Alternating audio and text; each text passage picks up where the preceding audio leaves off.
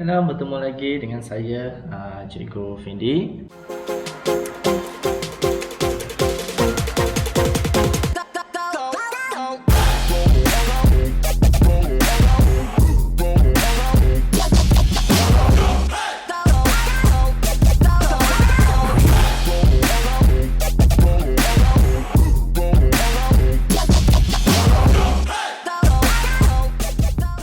Okey, kali ini kita akan membincangkan satu lagi tajuk yang terdapat di dalam pendidikan jasmani tingkatan 1, iaitu unit 2 pemakanan. Okey, dalam unit 2 ni kita akan tengok kepada standard pembelajaran. Yang pertama iaitu memahami fungsi dan juga kepentingan makronutrien yang terdiri daripada karbohidrat, protein dan juga lemak. Okey. So, nanti kita akan tengok secara lebih mendalam apa yang dimaksudkan dengan makronutrien dan kandungan-kandungan yang terdapat dalam makronutrien. Okey.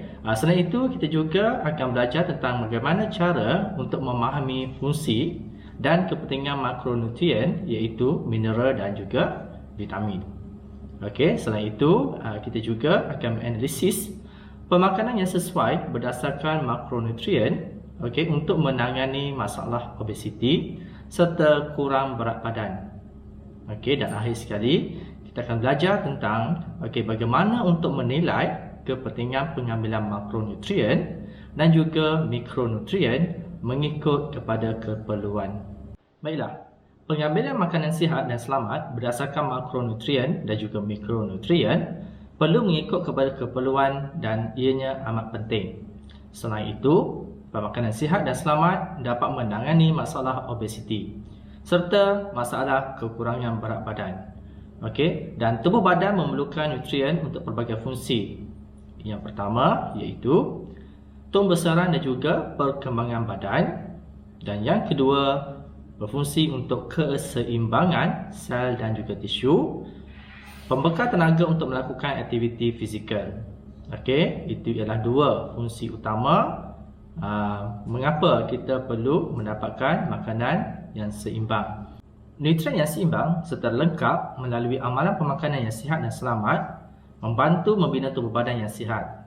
Nutrien terbahagi kepada dua, iaitu makronutrien dan juga mikronutrien. Okey, makronutrien terdiri daripada karbohidrat, protein serta lemak.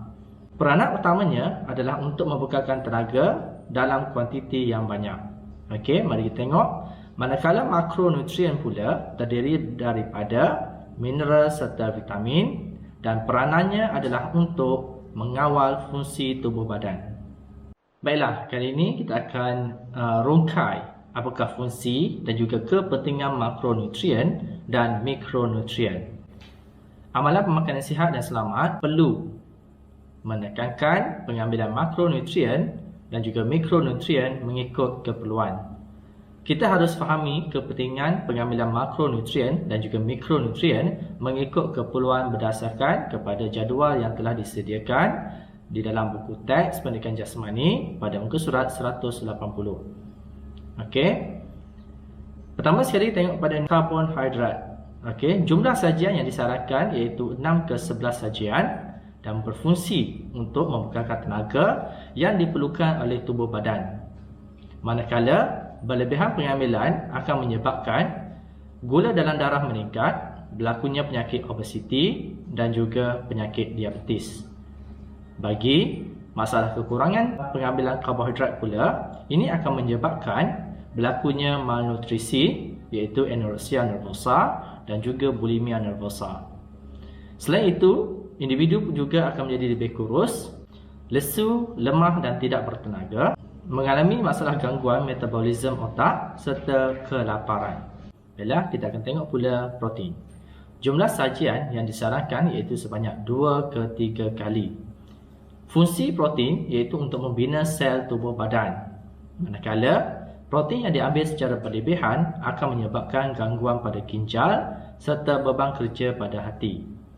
Manakala kekurangan protein pula akan menyebabkan seseorang individu mudah merasa sakit, selain itu menyebabkan gangguan metabolisme tubuh serta busung lapar. Seterusnya, kita tengok pula fungsi lemak. Lemak perlu diambil tapi pada kadar yang sedikit. Fungsi lemak bertujuan untuk membantu membina tulang. Lemak yang diambil secara berlebihan akan menyebabkan berlakunya obesiti, kolesterol tinggi, penyempitan pembuluh darah serta sakit jantung. Manakala pengambilan lemak secara berkurangan ataupun tidak cukup akan menyebabkan berlakunya kekurangan vitamin yang larut dalam lemak, iaitu vitamin A, vitamin D, vitamin E dan vitamin K. Manakala selain itu ia juga boleh menyebabkan penurunan daya tahan tubuh serta kurang tenaga. Sekarang kita akan tengok pula fungsi mineral.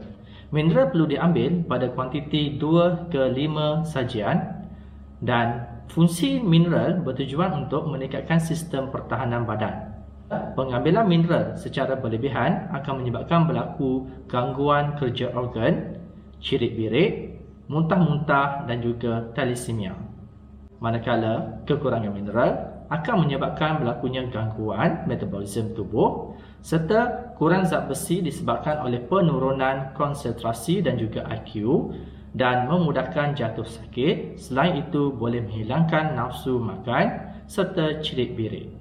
Dan akhir sekali kita tengok fungsi vitamin.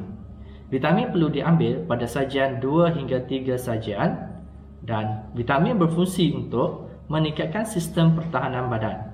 Pengambilan vitamin secara berlebihan akan menyebabkan vitamin yang tidak larut dalam air ataupun tidak larut dalam lemak boleh membebani hati. Selain itu, individu juga akan mudah merasa mual, muntah serta kekejangan. Kalau kekurangan vitamin seperti vitamin A akan menyebabkan gangguan pada mata, manakala vitamin C pula akan menyebabkan berlaku sawan. Di sini dikongsikan serba sedikit berkaitan dengan pengurusan pemakanan secara sihat dan saranan yang diberikan berdasarkan kepada makronutrien dan juga mikronutrien yang boleh diambil bagi pelajar yang mengalami masalah obesiti dan juga kekurangan berat badan. Baiklah, di sini dikongsikan 5 jadual pemakanan yang boleh diambil. Yang pertama iaitu sarapan pagi. Sarapan pagi boleh diambil sekitar jam 6.30 pagi sehingga 8.30 pagi. Dan menu yang boleh diambil iaitu susu ataupun Milo dan juga emping jagung. Sarapan pagi amat penting. Ia perlu diambil untuk membantu menambah dan juga membekalkan tenaga sebelum melakukan aktiviti ataupun rutin harian. Murid boleh mengambil sarapan pagi bagi membantu proses pembelajaran di dalam bilik darjah. Seterusnya, minum pagi. Minum pagi diambil sekitar jam 10 pagi sehingga jam 10.30 pagi. Antara makanan yang disarankan iaitu roti dengan mentega ataupun keju, telur dadar, kacang merah dan soya. Minum pagi yang disarankan pengambilan snack ringan. Pemilihan snack yang sihat terdiri daripada makanan yang rendah kalori tetapi tinggi kandungan nutrien. Seterusnya, makan tengah hari. Makan tengah hari yang disarankan iaitu sekitar jam 12 tengah hari sehingga jam 2 petang. Antara makanan yang disarankan iaitu nasi ataupun roti, ikan, ayam, keju atau tahu, salad, kentang dan juga sayuran serta buah-buahan yang mengandungi tinggi kalori seperti pisang, mangga, kurma dan jambu batu. Makan tengah hari membantu membekalkan tenaga kerana kita memerlukan tenaga yang banyak untuk melakukan aktiviti harian. Elakkan pengambilan makanan yang tinggi lemak, gula dan garam. Seterusnya, minum petang. Minum petang yang disarankan di sini iaitu sekitar jam 4 petang sehingga jam 5.30 petang.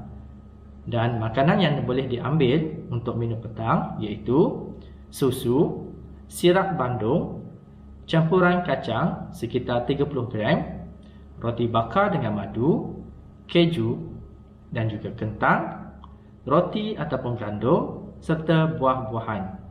Amalkan pengambilan makanan yang rendah lemak dan elakkan minum kopi ataupun minuman tenaga. Seterusnya, makan malam.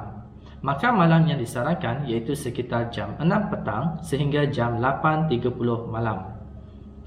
Okey, antara makanan yang disarankan iaitu nasi, pasta, mi dan bijirin, keju, ikan atau ayam, jeli ataupun aiskrim, buah-buahan yang mengandungi tinggi kalori seperti pisang, mangga, kurma ataupun jambu batu serta sayur-sayuran. Makan malam perlu seimbang dan mengandungi protein, karbohidrat yang kompleks dan juga lemak tidak tepung. Okey, kita ulang balik semula pembelajaran kali ini. Makronutrien terdiri daripada karbohidrat, protein serta lemak dan peranan utamanya adalah untuk membekalkan tenaga dalam kuantiti yang banyak. Murid-murid dapat melakukan aktiviti fizikal secara harian dengan cergas. Seterusnya, mikronutrien. Mikronutrien terdiri daripada mineral serta vitamin. Peranannya adalah untuk mengawal fungsi tubuh badan. Badan kita memerlukan mikronutrien dalam kadar yang sedikit. Dan kurang berat badan.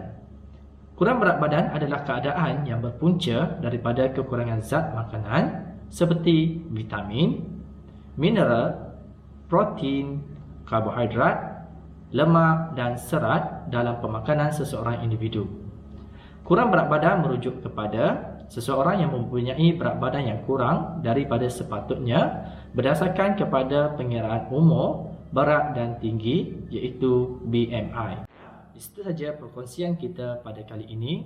Diharap apa yang disampaikan boleh difahami dan memberi manfaat kepada semua. Sekian, terima kasih.